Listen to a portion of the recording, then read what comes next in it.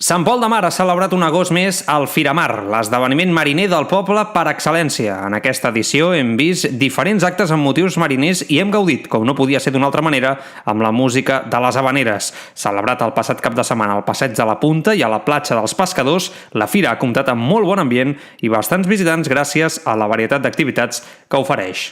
Quan va començar Firamar, jo vaig ser de les 3 primeres parades que es van posar.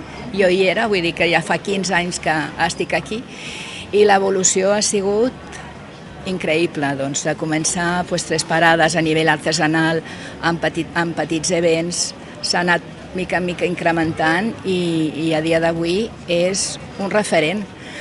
Per mi és la tanca d'or dels events així grossos a Sant Pol, a la temporada. Vull dir, ja pensar a Sant Pol, agost, sense Firamar seria impensable.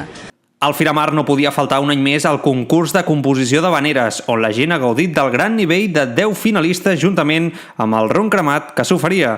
També van ser interessants altres actes com l'exhibició de l'equip de rescat caní que va acompanyar altres exposicions com la de pintura infantil i la de les embarcacions. No, que a mi les havaneres m'agraden molt i em sembla molt bé que es facin, perquè formen part de les nostres arrels i ens acompanyen des de sempre i ens ajunten a tots plegats a l'estiu. I a mi la Fira de Mar em sembla fantàstica perquè aquest poble de Sant Pol és molt maco de passejar-hi i quan a més hi ha un atractiu així s'omple més encara. 3 dies en què el mar ha estat el protagonista un dia més a Sant Pol de Mar.